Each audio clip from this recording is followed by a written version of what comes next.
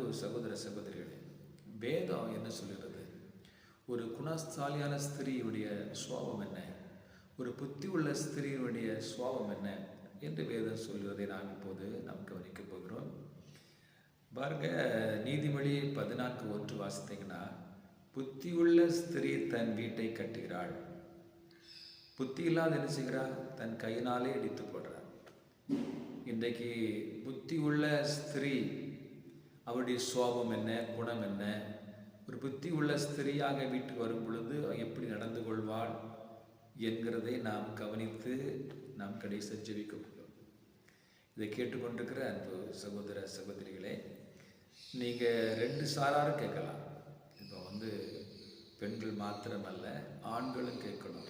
தனக்கு வருகிற மனைவி எப்படி இருக்க வேண்டும், அல்லது எப்படி இருந்து கொண்டு இருக்கிறாள் என்பதை கவனித்து பார்த்தீங்கன்னா, அது சரி செய்ய வேண்டியதை சரி செய்து கொள்வதற்கு அது ஏதுவாக இருக்கும். பாருங்க, ஈசாக்கு ரெபெக்காளை திருமணம் செய்து கொள்கிறார். வேதம் சொல்கிறது, ஆதியாகமம் 24:67, அப்பொழுது ஈசாக்கு ரெபெக்காளை தன் தாய் சாராளுடைய கூடாரத்திற்கு அழைத்து கொண்டு போய் அவளை தனக்கு மனைவியாக்கி கொண்டு அவளை நேசித்தான். பாருங்க, மனைவி ஆக்கி கொண்டு நேசித்தான். இன்னைக்கு மனைவி ஆக்கி கொள்வதற்கு முன்பாக நேசிக்கிறதுனால மீண்டும் திரும்ப நடக்கிறதுனால அந்த நேசம் போகிறது எனக்கு தெரியல. ஆனால் இங்கே ஈசாக்கு தன் மனைவியாக்கி ரெபெக்காளை மனைவியாக்கி கொண்டு நேசித்தான். ஈசாக்கு தன் தாய்க்காக கொண்டிருந்த துக்கம் நீங்கி ஆறுதல் அடைந்தான். பாருங்க, ஒரு தாயை போல ஒரு பாசத்தை அந்த மனைவியாய் வந்த ரெபெக்காள் ஈசாக்கு காண்பித்ததுனால தான் பெரிய துக்கம் மறைந்திருக்கிறது. இந்த ரெபெக்காள் ஒரு தாயினுடைய சோபத்தோடு கூட பராமரித்து வந்திருக்கிறாள் என்பது அர்த்தம். பாருங்க, ஒரு நல்ல ஒரு மனைவியானவள் அல்லது புத்தி உள்ள ஒரு சகோதரியானவள் ஒரு குடும்பத்தில் வரும் பொழுது தன்னுடைய கணவனுக்கு கணவனாகவும் தகப்பனுடைய ஸ்தானத்தில் அல்லது தாயின் ஸ்தானத்தில் இருந்து அவனை பராமரிக்கிற ஒரு வேலையும் செய்கிறார். தன் பிள்ளைக்கு நல்ல தாயாக இருக்கிறார். அந்த குடும்பத்தில் நல்ல மருமகளாக இருக்கிறார். மாமிக்கு மாமனாருக்கு மருமகளாக திகழ்கிறார். இது ஒரு சோபம். பார்த்தீங்களா? அது ஒரு தாய் போன்ற ஒரு இருதயம். எல்லாருக்கும் அவங்களுக்கு சாப்பாடெல்லாம் தூக்கி போடணும். பாருங்கள், இன்னொரு வீட்டில் இருந்து வராங்க. இந்த வீட்டில் சூழ்நிலை அவங்களுக்கு தெரியாது, பழக்கப்படாத, எல்லாரும் புதிய முகங்கள். கணவனும் அங்கே இருக்கிற மாமி மாமனார் நாத்தனார் இருக்கிற எல்லா உறவுகளும் இந்த அம்மா புதுசாக உள்ள வரவங்களுக்கு அது எல்லாரும் புதிது தான். ஆனால் அந்த சூழ்நிலையில் இந்த சகோதரி தன்னுடைய வாழ்வதற்காக ஒரு கணவனை கரம் பிடித்தது நிமித்தமாக அந்த குடும்பம் முழுவதற்குமாக தாயாக மாறுகிறார். எல்லா சூழ்நிலையிலும் பராமரிக்கிற, அவங்களை பாசம் காட்டுற, அன்பு செய்கிற, எல்லா பணிகளையும் கனிவாய் கருத்தோடு செய்கிற ஒரு மகளாக மாறுகிறாள். தான் வேதம் சொல்கிறது, அவள் எனது புத்தி உள்ள ஸ்திரீ வீட்டை கட்டுகிறாள் என்று சொல்லி. முதலாவது என்ன சுவா வருகிறது சொன்னால், அவள் இடத்துல ஒரு தாய் போன்ற இருதயம். இரண்டாவதாக நல்ல குணங்கள் உடையவளாக இருக்கிறாள். வேதத்தில் வாசிக்கும் பொழுது வாசிக்கிற கேளுங்க, 31 நீதிமொழி 31ஆம் அதிகாரம் அதில் 10வது வசனத்தை வாசிக்கும் பொழுது, குணஸ்தாலியான ஸ்திரியை கண்டுபிடிப்பவன் யார்? அவளுடைய விலை முத்துக்களை பார்க்க உயர்ந்ததான். பாருங்க, ஒரு குணஸ்தாலியான குணஸ்தாலியான ஒரு பெண், நல்ல குணம் படைத்தவள், அவருடைய விலை முத்துக்களை விட உயர்ந்தது. என் அன்பு சகோதர சகோதரிகளே, அப்படிப்பட்ட விலையேற பெற்ற ஒரு காரியமாக தான் வேதம் சித்தரிக்கிறது. யாரு? ஒரு புத்தியாய அந்த குடும்பத்தை கட்டி எழுப்புகிற ஒரு பெண், அது விலை மதிக்க முடியாத முத்துக்களை போல ஒப்பிட்டு சொல்லப்படும். அதை விட உயர்ந்ததான். பாருங்க, அவளுடைய விலை முத்துக்களை பார்க்க உயர்ந்தது. ஒரு விலையேற பெற்ற ஒரு குணம், விலையேற பெற்றவளாக தான் இருக்கிறார் என்பதுதான் வேதம் நமக்கு காண்பித்துக் கொடுக்கிறது. ரூத்து புஸ்தகம் 3ஆம் அதிகாரம் 11 வாசிக்கும் பொழுது, இப்பொழுது மகளே, நீ பயப்படாதே, உனக்கு வேண்டியதெல்லாம் செய்வேன். நீ குணஸ்தாலி என்பதை என் ஜனமாகிய ஊரார் எல்லாம் அறிவார்கள். பாருங்க, யார் அறிகிறாங்க? வீட்டில் இருக்கிற ஆள் அல்ல, ஊர் ஜனங்கள் எல்லாம் அறிவாங்க. இந்த குணஸ்தாலியான ஸ்திரீ. சில சொல்லுவாங்க, ஒரு பையன் ஒரு பெண்ணை கெட்டுட்டு வந்தான். அந்த பெண்ணை கெட்டுட்டு வந்த பிறகுதான் அந்த குடும்பத்தில் ஒரு சந்தோஷம், மகிழ்ச்சி வந்தது. அந்த பிள்ளைகளெல்லாம் நல்லா போஷிக்கப்பட்டாங்க, நல்லா படிக்க வைத்தாங்க, நல்ல வேலைகளை போனாங்க, நல்ல திருமணங்கள்லாம் முடித்து கொடுத்தாங்க. இந்த பிள்ளை வந்து ரொம்ப பொறுப்போடு, ரொம்ப ஒரு அந்த பாசம் காட்டி அந்த பிள்ளைகளை அரவணைத்து கொண்டு போகிறதுனால அந்த குடும்பம் இன்னைக்கு ஆசீர்வாதமாக இருக்குதுன்னு சொல்கிற காரியங்களை கிராமத்தில் கேள்விப்பட்டிருக்கிறோம். இங்கே போவாஸ் சொல்கிறாரு, இப்பொழுது மகளே, நீ பயப்படாத, உனக்கு வேண்டியதெல்லாம் செய்வேன். நீ குணஸ்தால் என்பதை என் ஜனமாகிய ஊரார் எல்லாம் அறிவார்கள். பாருங்க, இந்த குணத்தை அந்த ஊர் ஜனங்களெல்லாம் தெரிஞ்சு வச்சுக்கிறாங்க. இவர் புத்தி உள்ள குணஸ்தாலியான ஒரு பெண்ணு, நல்ல ஒரு குணம் படைச்சவன், நல்ல அன்பா பரிவு காண்கிறார் என்பதை நான் தான் நல்லவன் காண்பதில்லை, மற்றவன் நம்ம நல்லவன் என்று சொல்கிற அளவுக்கு நம்முடைய செயல்கள், பேச்சுகள், எண்ணங்கள் இவைகள் இருக்குமானால் அது ஆசீர்வாதமாக இருக்கும்.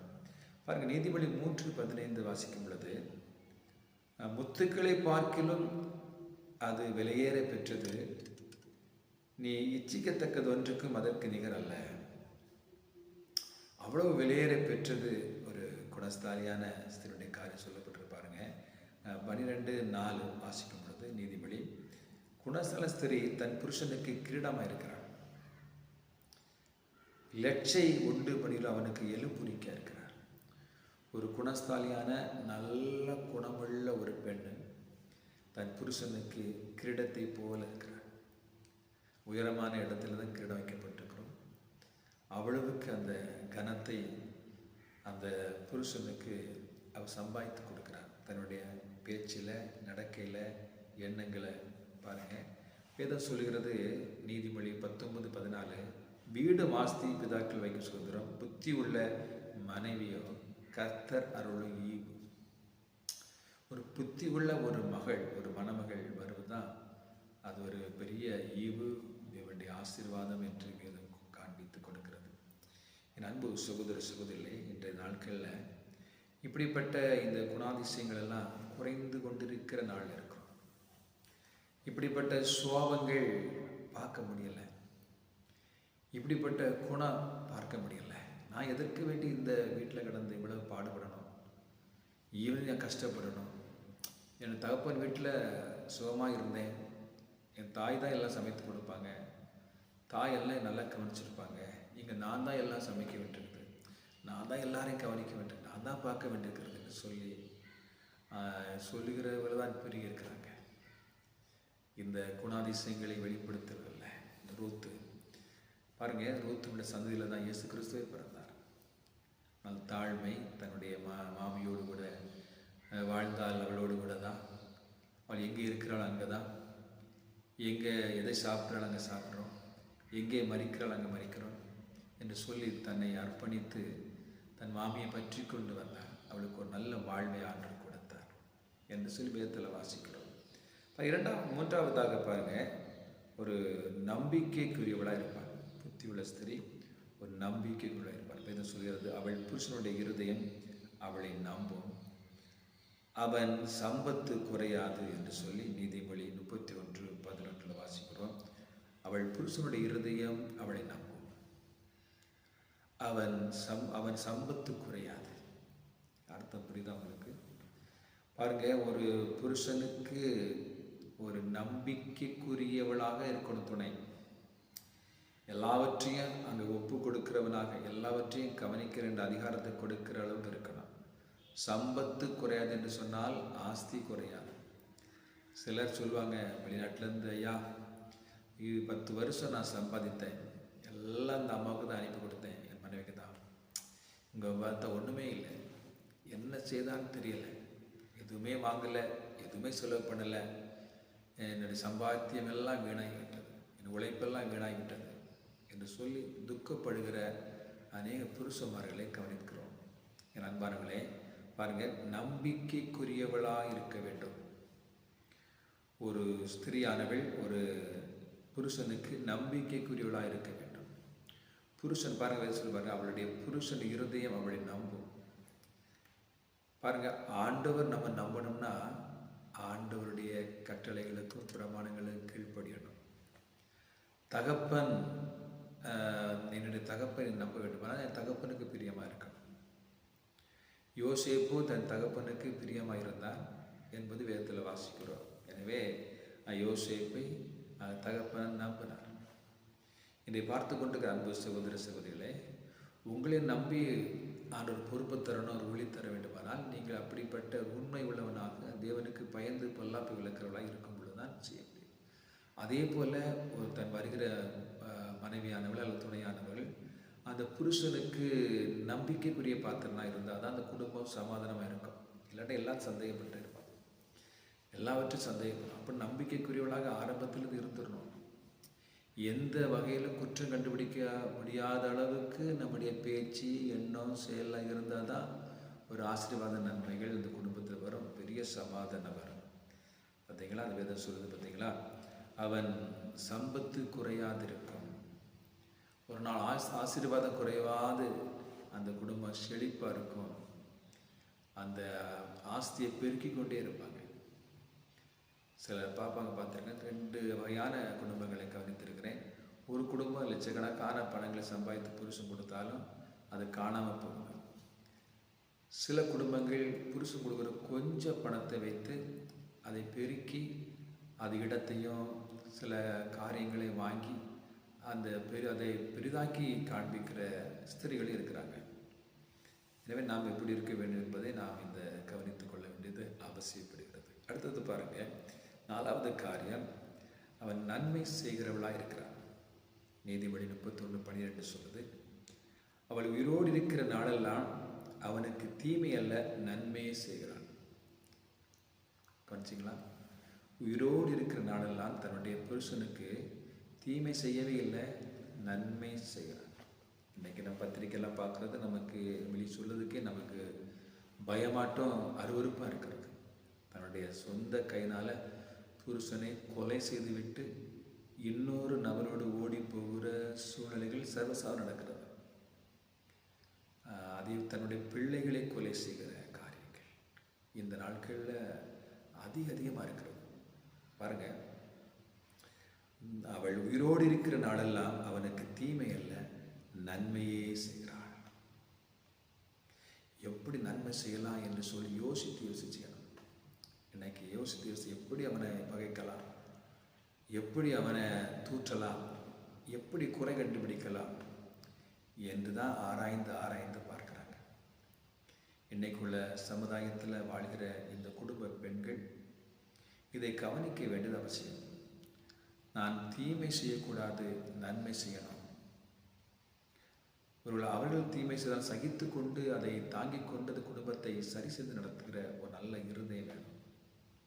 இன்னைக்கு அப்படி அல்ல, ஒருவருக்கு ஒருவர் நான் உயர்ந்தவன் நீ தாழ்ந்தவள், உனக்கு அந்த குறை இந்த குறைன்னு சொல்லி அதையே சொல்லி பிரிந்து வாழ்கிற குடும்பம் தான் நிறைய இருக்கிறது. இதை பார்த்து கொண்ட அன்பு சகோதர சகோதரியே, நீங்கள் போன அந்த குடும்பத்திற்கு உங்களால் முடிந்த நன்மை செய்யுங்க. நன்மை செய்து பாடம் நிற்பது பெருசு சொல்லப்பட்டுகிறது. வேதம் சொல்கிறது, நீங்கள் தீமைக்கு பகரம் தீமை செய்யாதீங்க, அதற்கு பகரமாக தீமைக்கு பகரம் நன்மை செய்து பழகுங்க. ஒரு காலமும் இந்த தீமை செய்வதற்கு யோசிக்கவே செய்யாதீங்க. அன்பான சகோதர சகோதரிகளே, எனவே நம்முடைய வாழ்க்கையில் இப்படிப்பட்ட சூழ்நிலை வரும் பொழுதெல்லாம் நம்ம கவனித்து அந்த குடும்பத்தை நடத்தி செல்லும் பொழுது அந்த குடும்பம் ஆசீர்வதிக்கப்பட்ட குடும்பமாய் கட்டப்படுகிற குடும்பமாய் இருக்கும் என்பதை உங்களுக்கு தெரியப்படுத்துகிறேன். 5வதாக, அந்த குடும்பத்தில் இருக்கிற அந்த பெண், அதாவது புத்தி உள்ள ஸ்திரீ என்ன செய்கிறார்? கடினமாக உழைக்கும் குணமுடைத்தவர் இருப்பார். பாருங்கள், வாசிக்கிறது கேளுங்க. நீதிமொழி 31:13-15. ஆட்டு மயிரையும் சணலையும் தேடி தன் கையினாலே உற்சாகத்தோடே வேலை செய்கிறாள். இருட்டோடே எழுந்து தன் வீட்டாருக்கு ஆகாரம் கொடுத்து தன் வேலைக்காரிகளுக்கு படி அளக்கிறாள் என்று சொல்லி எப்படி பாருங்க. இவ என்ன செய்கிறான்னா உற்சாகத்தோடு கூட வேலை செய்கிறான். அது மாத்திரமல்ல, இருட்டோடு எழுந்து, நான் எத்தனை மணி நினைக்கிறீங்க, அதிகாலையில் எழுந்து என்ன செய்கிறான், தன் வீட்டாருக்கு ஆகாரத்தை கொடுத்து தன் வேலைக்காரிகளுக்கும் படி அளக்கிறேன்னு சொல்லி, வீட்டுக்காரங்களுக்கும் வேலைக்காரங்களுக்கும் அந்த அதிகாலையில் எழுந்து செயல்படுகிற ஒரு கடினமான உழைக்கிற ஒரு பெண் தான் புத்தி உள்ள ஸ்திரீ. அவள் மூலம்தான் அந்த குடும்பம் கட்டப்பட்டு ஆசீர்வாதமாக இருக்கும். அடுத்ததாக குணம் பாருங்க.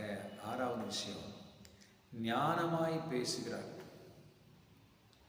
வேதம் சொல்கிறது, நீதிமொழி 31:26 31:26 சொல்கிறது, தன் வாயை ஞான விளங்க திறக்கிறாள். தயவுள்ள போதகம் அவன் நாவில் இருக்கும். வீணான வார்த்தை சொல்லி பேசி சண்டை உண்டாக்குறவளாக இருக்கவே மாட்டாள். ஒரு புத்தி உள்ள நல்ல ஒரு பெண், குடும்பத்தில் வாழ வந்த பெண் என்ன செய்வான்னா, தன் பேச்சு ஞான விளங்க தான் திறப்பாள். நல்லா புரிஞ்சுக்கிடுங்க. நம்ம வந்திருக்கிறவங்க புதிதாக அந்த வீட்டில் வந்திருக்கிறாங்க. அதற்கு முன்பாக அம்மா அப்பா சகோதர சகோதரிகள்லாம் இருக்கிறாங்க. அவர்கள் அந்த வீட்டிலேயே வாழ்ந்திருக்கிறாங்க. ஒரு பெண் நினைச்சா புதிதாக தான் அந்த வீட்டுக்குள்ளே வராங்க. வரும்பொழுது அங்குள்ள சூழ்நிலைகள், அங்குடைய சுவாபங்கள், இருதயங்கள் நமக்கு ஒன்று முதலாவது தெரிந்து கொள்ள முடியாது. எனவே பொறுமையாக இருக்க வேண்டியது அவசியம். எதை சொல்கிறது பார்த்தீங்களா, தன் வாயின் ஞான விளங்க திறக்கிறான். ஒரு வார்த்தை சொன்னாலும் அது கரெக்டாக இருக்கணும். அப்படிதான் நம்ம அதிகமாக பேசக்கூடாது. ஒன்று, ஒருவேளை பேச சந்தர்ப்பம் கிடைக்குமானால் நம்ம பேசுகிற பேச்சு ஞான விளங்குவதாக இருக்கும். சரிதான், நம்ம சொல்கிறது சரிதானே, அப்படியே செய்வோம் என்கிற அளவுக்கு தான் அந்த ஞான விளங்க பேசுகிறவளாக இருக்க வேண்டும். எதுக்கெடுத்தாலும் சண்டை, எதுக்கெடுத்தாலும் கோபம், எதுக்கெடுத்தாலும் சண்டை போட்டுட்டு அப்பா விட்டு போய் அம்மா விட்டு போயிடும், அக்கா விட்டு போயிடும், அண்ணன் விட்டு போயிடும் சொல்லிட்டு போய் உட்கார்ந்துருந்தா அந்த குடும்பம் இடிக்கப்படும், கட்டப்படாது. நமக்கு ஒரு நிறைய தெரியலாம், நிறைய விஷயம் தெரிஞ்சிருக்கலாம், பரவாயில்ல, அவங்களோட அறிவு இருக்கலாம். ஆனாலும் அந்த சமயத்தில் நாம் பேசுகிற வார்த்தை அந்த ஞான விளங்க போதகமாக இருக்க வேண்டும். அறிவுபூர்வமாக பேச்சு இருக்க வேண்டும். இல்லாவிட்டால் அவர்கள் நம்ம என்ன செய்ய மாட்டாங்க, மதிக்க மாட்டாங்க. மாத்திரமல்ல, பெரிய குழப்பங்களே வீட்டில் வந்துடும். எனவே கவனிக்க வேண்டிய பெண்கள் தன்னுடைய போகிற வீடுகளில் வாயை திறக்காமல் இருப்பது நல்லது. வாயை திறக்காமல் இருக்கிறது மூடர் ஞானி என்று எண்ணப்படுவான் என்று வேதம் சொல்லுது. எவ்வளோ தூரம் பேசாமல் இருக்கிறோமோ அது வரைக்கும் உங்களை என்ன செய்ய முடியாது, உங்களுடைய காரியங்களை அறிந்து கொள்ள முடியாது. நம்ம அதிகமாக பேசிட்டோம்னா நம்மளை மேற்கொள்வார்கள், அதை புரிஞ்சுக்கிடுங்க. அங்கே மாத்திரமல்ல, எங்கே இருந்தாலும் சரிதான், எந்த இடத்துலையும் நீங்கள் பிரதியுத்தரத்தை மெதுவான பிரதியுத்தரம் சொல்கிறது அப்படி கவனமாக கேளுங்க. என்ன கேட்டுட்டு நிதானமாய் ஞானத்தோடு பதில் அளிக்கிறது தான் ஒரு புத்தி உள்ள ஸ்திரீ. அவளால் தான் வீடு கட்டப்படும் என்பதை நீங்கள் மறந்துடக்கூடாது. ஞான விளங்க தான் வாயை திறக்கிற வேதம் சொல்கிறது. பாருங்க, நீதிமொழி 10:31, நீதிமானுடைய வாய் ஞானத்தை வெளிப்படுத்தும், மாறுபாடு உள்ள நாவோ அறுப்புண்டு போகும். ஒரு நீதிமானுடைய நாவின் வாய் நினைச்சு ஞானத்தை வெளிப்படுத்தும். அவன் பேசும் பொழுதே ஞான விளங்க தான் பேசுவான். பாருங்க, நீதிமொழி 16:24, இனிய சொற்கள் தேன் கூடு போல ஆத்மாவுக்கு மதுரமும் எலும்புகளுக்கு ஔஷதமாகும். இனிய சொற்கள். நீங்கள் கவனிக்க வேண்டிய சகோதரிகளே, உங்கள் பேச்சு கடினமாக இருக்கக்கூடாது, சண்டை வந்துடும். அழகாக இனிய சொற்களாக பேசுங்க. பரிவோடு, அன்போடு, பாசத்தோடு, உரிமையோடு. எல்லாரும் நல்லா பிடிக்கும், உங்களை நல்லா வச்சிருப்பாங்க போகிற வீட்டில். பாருங்கள், இனிய சொற்கள் தேன் கூடு போல் ஆத்மாவுக்கு மதுரமும் எலும்புகளுக்கு ஔஷதமாக இருக்கும், மருந்து போல் இருக்கும். நான் பேசுகிற பேச்சுகள் ஈட்டியை போல் பேசக்கூடாது, பாய்ந்துடக்கூடாது. ரொம்ப கவனமாக பேசும் பொழுது அது கேட்குறவங்களுக்கும் அது ஆசீர்வாதமாக இருக்கும். உங்களையும் அங்கே ஒரு மதிப்பாக வைத்திருப்பாங்க அந்த வீட்டில். எனவே இதை கேட்டுக்கொண்டிருக்கிற சகோதரிகளே 2 பேருக்கு தான். நீங்கள் உங்கள் மனைவியை இப்படிப்பட்ட சுவாபம் இருக்கிறவங்களாக கவனித்து பாருங்கள். அந்த ஸ்திரியானவள் நாம் எப்படி நடக்க வேண்டும் என்பதையும் கவனித்து நடப்போம் என்று சொன்னால் வாழ்க்கையில் அல்லது குடும்பத்தில் எந்த ப்ராப்ளம் வராதபடிக்கு நடந்து கொள்ள முடியும். 7வதாக கடைசியாக பாருங்கள், சௌந்தரியமும் பாருங்கள். நீதிமொழி 31:30. சௌந்தரியம் வஞ்சனை உள்ளது, அழகும் வீண். கர்த்தருக்கு பயப்படுகிற ஸ்திரியே புகழப்படுவார். தேவ பயம் உள்ளவளாக இருக்க வேண்டும். பாருங்கள், தேவனுக்கு பயப்படுகிற அந்த ஸ்திரீ தான் புகழப்படுவாள். சௌந்தரியம் உள்ளவன், நான் அழகாக இருக்கிறேன், என் அழகு யாருமே இல்லை, நான் ஆஸ்தியை கொண்டு வந்தேன், பொண்ணை கொண்டு வந்தேன், வைரத்தை கொண்டு வந்தேன், நிலத்தை கொண்டு வந்தேன், காரை கொண்டு வந்தேன் என்று சொல்கிறதெல்லாம் வீண் தான். ஆனால் வேதம் சொல்கிறது, கர்த்தருக்கு பயப்படுகிற ஸ்திரீயோ புகழப்படுவாள். தேவ பயமுள்ள ஒரு மகளாக இருப்பாள் என்று சொன்னால் தன்னுடைய குடும்பத்தையும் தன் பிள்ளைகளையும் தேவ பயத்தில் நடத்துகிறவளாக காணப்படுவாள். 7 காரியத்தை சொன்னேன். ஒரு புத்தி உள்ள ஸ்திரிக்கு இருக்க வேண்டியது 7 நிறைய விஷயங்கள் இருக்கிறது. அந்த குறுகிய நேரத்தில் 7 காரியத்தை அவங்களோடு கூட பகிர்ந்து கொண்டேன். புத்தி உள்ள ஸ்திரீ வீட்டை கட்டுகிறாள் என்று சொல்லி, இனி ஒரு பதிவில் கதைச்சித்தவனால் புத்தி இல்லாதவள் என்னென்ன செய்வாள் என்பதை நம்ம கவனிக்கலாம். திரும்ப சொல்கிற பாருங்க. முதலாவதாக, அந்த குடும்பத்திற்கு அந்த புத்தி உள்ள ஸ்திரீ ஒரு தாயை போல தன் கணவனுக்கு ஆயிருப்பானாம். எப்படி ஈசாக்க ரெபேக்காள் தன்னுடைய ஈசாக்குடைய தாய் இழந்த துக்கத்தை மறக்க ஆறுதல் செய்தாலோ, அதே போல ஆறுதலான ஒரு தாயை போன்ற சோபத்தோடு கூட தன் புருஷனை கவனிக்கிறவள் புத்தி உள்ள ஸ்திரீ. 2வதாக, நல்ல குணமுடையவளாக இருப்பாள். குணஸ்தாலிய ஸ்திரியை கண்டுபிடிப்பவர் யார்? அவளுடைய விலை முத்துக்களை பார்க்க உயர்ந்தது. அந்த ஸ்தானத்தில் இருப்பாள். 3வதாக, அவள் நம்பிக்கைக்குரியவளாக இருப்பாள். எப்படி? தன் புருஷனுடைய இருதயம் அவளை நம்பும். அவள் சம்பத்து குறையாது. அவன் நம்பிக்கைக்கு பாத்திரனாக ஒருவன் இருக்க வேண்டுமானால் என்ன செய்ய வேண்டும் என்பது உங்களுக்கு தெரியும். எந்த வகையிலும் நம்பிக்கைக்கு அபாத்திரமாக இருந்துடக்கூடாது, பாத்திரவனாக இருக்கணும். ஒரு புத்தி உள்ள ஸ்திரீ, ஒரு வீட்டை கட்டுகிற ஸ்திரீ.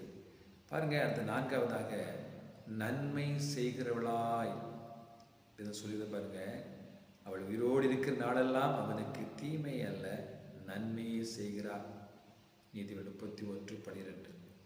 அப்போ எப்போதும் நன்மை செய்யணும் என்பதிலே சிந்தை இருக்கணும். இந்த வீட்டுக்கு நன்மை செய்யலாம், இந்த வீட்டை உயர்த்தது என்ன செய்யலாம் என்று சொல்லி யோசித்து யோசித்து யோசித்து அந்த குடும்பத்தை கூட ஒருவராய் நீ மாறிடணும்.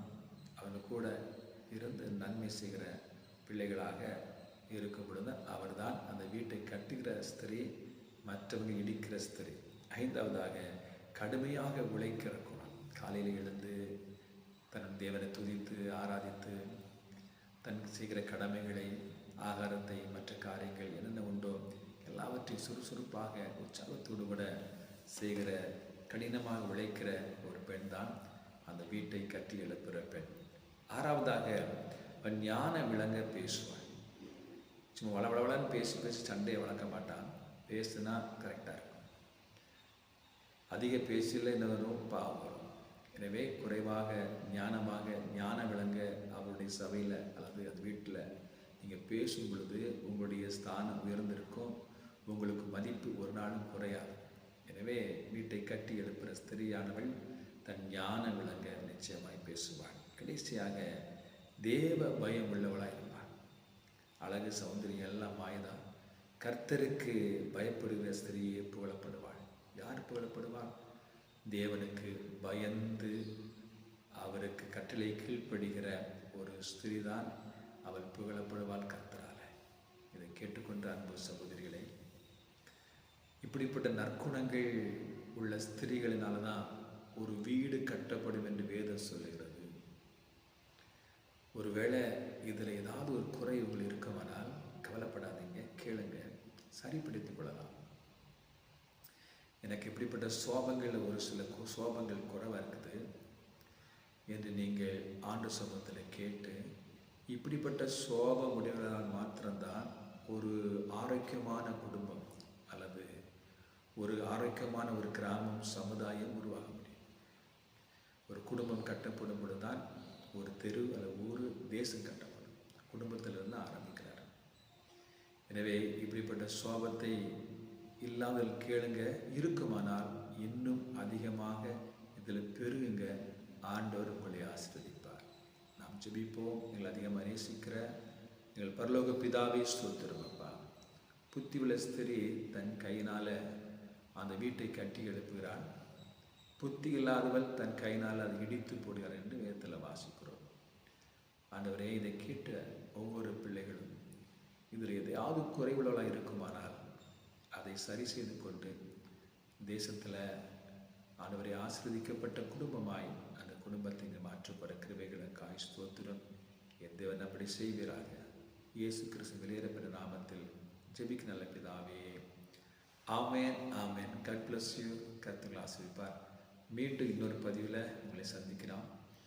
நினைக்கிறேன், புத்தி இல்லாத ஸ்திரீ எப்படி இருப்பாள், அவள் எப்படி அந்த வீட்டை உடைப்பாள் என்று சொல்லி வரும் நாட்களை சிந்திக்கலாம். கர்த்தர் ஆசீர்வதிப்பாராக. ஆமென்.